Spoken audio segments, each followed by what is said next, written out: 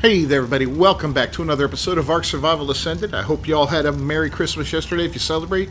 If you don't, I still hope you had a fantastic day. I'm Captain Beefy. This is the Game Vault. We're going to talk about the basics of breeding today, and I'm going to show you a project I have been working on with the Pholio. And now, we haven't done a creature spotlight on this animal yet. We will do one in the future here very shortly, as a matter of fact.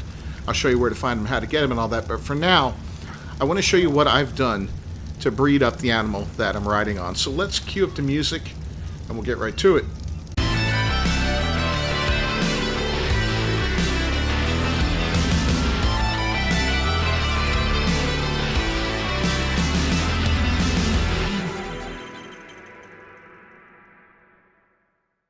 First and foremost, the Pholio is probably the best ground mount in the game, by far. I mean, it's incredible.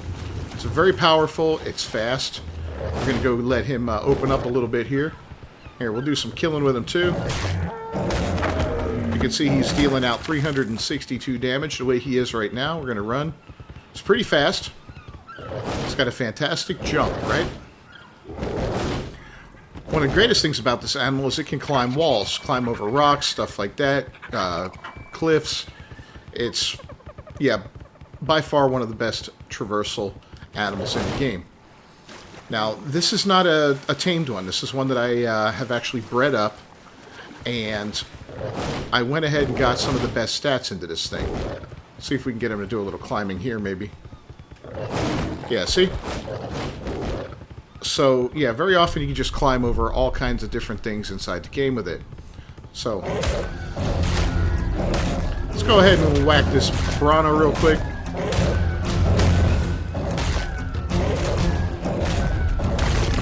And his little baby, because, you know, there's no way it'll survive on its own anyway. Then we're going to get home and talk about how we bred this guy up, what the process was, and all that fun stuff. And we're going to do so while avoiding these Ichthyornis. Hopefully. Alright, so we're back home. And we're going to go ahead and pod this guy up. Let's go ahead and do that, and we'll take a look at his stats real quick. Oh yeah, he's got some meat on him and stuff, I'm sure. We'll take all that. Maybe. Okay. So here we go. Looking at this guy, we've got 47 stats into health. Now, how do you tell these things? If you look at the box that pops up when you're highlighting a cryopod, you're going to see all the different things. Like on the left-hand side, you see 0 mutations, Matt. On the right side, it's 0 mutations, Pat. That's the matrilineal and the patrilineal sides of the family, the mother and the father, respectively. Going down from the matrilineal side, you've got health, weight, oxygen, speed, and then you've got torpor and I don't know what that is. On the right-hand side, you've got stamina, melee, food, and then speed. Okay? And is that speed? No, that's, Jeez, what the hell is that? Anyway, the important ones on most animals, and they'll vary for somewhat, are the top 4. Health and weight on the left, and then stamina and melee on the right-hand side. You want to get the highest numbers in all of those, right? So, as you can see, on the left-hand side, we got 47 points in health. We've got 37 in weight. On the right-hand side, we got 36 in stamina and 45 in melee. Now, personally, to me, the most important stats on the Thyla are the health and the melee. That will determine how well your animal does in combat. Higher health, he's going to last longer, can take more damage. Higher melee, he's going to inflict more damage. Now, if you look at the 47 up on the top left there by health, you got a 0 next to it, and then a 4, okay? The 0 indicates there are 0 mutations on this creature. The 4 indicates I have leveled this creature 4 times in health. If we look down on the right-hand side at melee, we can see 45 original points, 0 mutations, and I've put 31 levels into melee, giving him almost 700 in the melee skill. So he's pretty powerful overall, can deal a lot of damage, as you saw. Now, the way these guys started off, you know, this guy didn't start off a powerhouse like that. He started off from a variety of different thylas that we captured in the wild, and here they are, different breeders. You'll see M breeder, F breeder, M breeder here, and then this is female, health, weight, and melee. That's what the HWM stands for. You code your guys however you want. This is what works for me, so I use it this way. But yeah, these are the different stats on the different creature, or these are the different creatures that were used originally to get these creatures to where they are. And you can see the levels vary from 202, 231, 217, 209. That was the original tamed levels. These are all wild creatures if you look at them. And we go down here to show ancestors.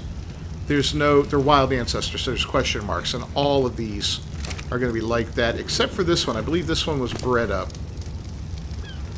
Yeah, I think this was... Yeah, so this one was bred from a couple parents that had better stats into this one. But this guy and these four, or these three over here, are all wild. Now, as I got these guys breeding together and all that, I created sometimes dinos with multiple different... You're actually going to be able to be phased out. But we went through a lot of thylas. And these are the ones I didn't kill. I killed many of them. They're all named Sacrifice because I got plans for them in the future. Obviously, the plans are pretty grim. But as we got up in levels and all that, trying to get to where I am now, we went through a variety of these guys, trying to get all the best stats on them. Now, there's one in here that used to be my thyla that I rode into battle. And I believe that was... Yeah, this here. This is the old... Shredder, my old thyla. And as you can see, I got him up to 10,000 health, 605 melee damage. You know, he was pretty good. He did have the highest melee out of all the breeders that we had, so once I got perfect breeders, which I believe were these two at 246, I bred him into him, and he gave them a higher melee. And we've got this going on over here. I've got 6 thylas set up, and as you can see, we got a lot of babies here. 6 thylas set up, 1 male and 5 females. All of them have identical stats. And there they are. 7280 in health, 1840 in stamina, 1020, or I'm sorry, 8280 in, yeah, ignore that one too. 696 in weight and 381.5 in melee. And this holds true for all 6 of these. 1 male, 5 females. They can all breed at the same time, providing he can handle it. And as you can see, we're going to pop out babies left and right. These are all level 245, which is going to make my job really easy because I can quickly glance at these guys and see that's a 245. He's got no mutations on him. It's a male. He's not going to have a baby. Here we've got a... It's kind of stuck in its mother. What does that say? A... Oh my god, can we get the angle right? 247. This one has an actual mutation. So we're going to check it out real quick. Go ahead and pop it into a pod once we break it free. You can also see it's got a different color from the parents. A little bit of purple on the back, right? So there we go. And if we look at the stats now, we can clearly see, where is it? This is the 247. We can clearly see it has a mutation. It's not showing us where the mutation is, so it's probably in something that, a stat that doesn't count, like movement speed, right? Otherwise, we would see it in there. So, despite the fact that this is a mutation, it's kind of worthless for me. We're going to go ahead and claim all these guys right now. Another 245. Yep, 245. I think this one, yeah, this one had twins. Both 245s. And another 245. So... yeah, out of that batch, all 5 pregnancies. We had 1 mutation, but it wasn't worthwhile. But, you know, it is what it is. It's, you know, it could have been health. It could have been anything else. We would have been able to keep it. Now, here is a dino that we did mutate. This one right here. This is male M1W. So what that stands for, and let's pop him in here real quick. I'll show you what it looks like. Just go ahead and find him real quick. There he is. So this one has 1 mutation in the weight stat. And why doesn't it show up? He's got 712 weight. Now wait a minute. I thought that was supposed to show up where the 0 is. Maybe this guy has a mutation. 712 in the weight.